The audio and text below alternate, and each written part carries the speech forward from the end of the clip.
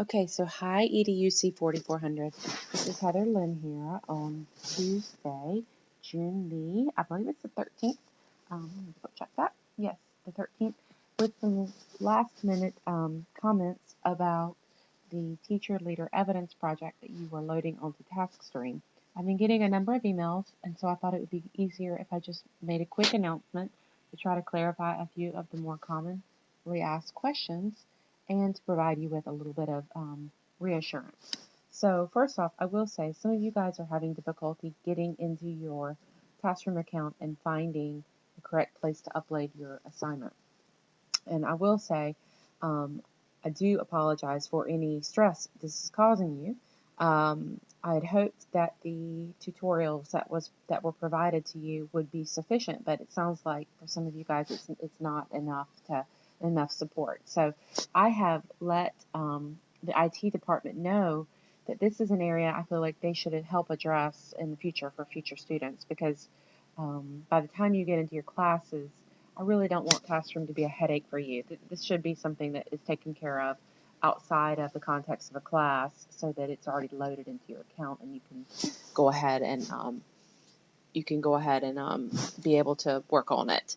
So I'm showing you my screen here, and I'm scrolling down through the announcements, and I want to go back down to the very first announcement about Taskstream. So you have to scroll all the way to the bottom, and it was one of the first ones that I put in, I believe, in week 1.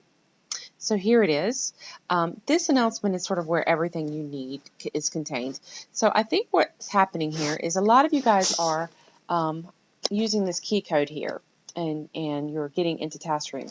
However, I don't think that's enough. You've got to then go to your program portfolio codes, and you do that by going to this website. So it's very important because this is your program area. Many of you guys are NC Teach candidates, so you're going to need the enrollment code for NC Teach. So here's the enrollment code for all program areas in the NC Teach. It is simply NC Teach. So that might be the reason why some of you guys aren't seeing your specific portfolio and specific links to the Teacher Leader Evidence Project, because you may not have actually gotten into your actual program. Now, others of you are in different program areas, so we have like an art education person, we have music education person, we have some other programs. So you see there's different program codes for each of those programs. So I want to make sure you guys understand that it's not just using this key code, you also have to use your program portfolio codes.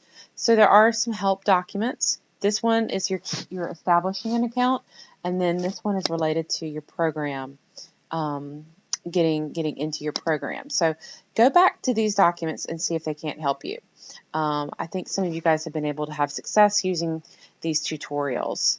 So again, you're creating a new account, you're using your key code, and then you're using then from there you are selecting your degree, and ideally there's a place to put in your program code. So that's probably where this is going wrong. I really need one of you guys who have had success doing this to send me your tutorial video so I can share this with everyone. Here it is, enrolling in a portfolio. So that's where you need your program code to get your portfolio. So you sign in, you click on enter the code, the program area code, you search, and then you enroll. Once you do that, your portfolio should come up, and you should see an option for your Teacher Leader Evidence Project. It may not be called exactly that, it may be called something else, but you should see something about leader and teacher leader, something like that, that kind of is the buzzword for this particular project. And from there you can upload your assignment as an attachment. Okay, so it is in this document. So I would go back and check out that tutorial document here. Okay, the other question I've had related to this, let me go back. If you are still having difficulty, use this help ticket. Go to the help desk here. There's a guy manning it named Jason, and he actually will respond to you quite quickly. So definitely fill out a help ticket for support. I've been in contact with him today, so he knows that there's some issues going on, and he's been vigilant about trying to respond quickly. Okay, so the other question I've had is how to document the chats.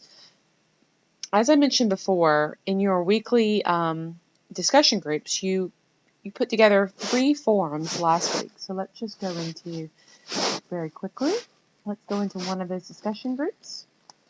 And I'll just pick one of you guys out. Group discussion forums.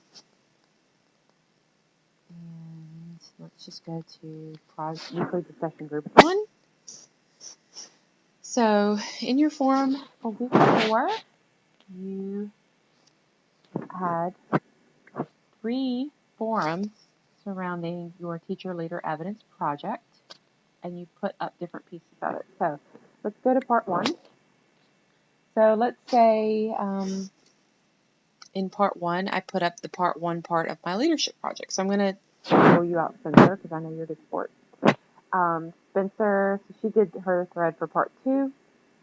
So she put in her school improvement plan for this thread. Now, Spencer gets feedback on this thread. So in this case, Alondra responded to Spencer. So if I were Spencer, in my addendum, I would document this as I put information about part 2 up on such and such date, which would be like June the 9th. And Alondra Montgomery responded and gave me this feedback. And it could just be very quick bullets. It doesn't have to be anything detailed.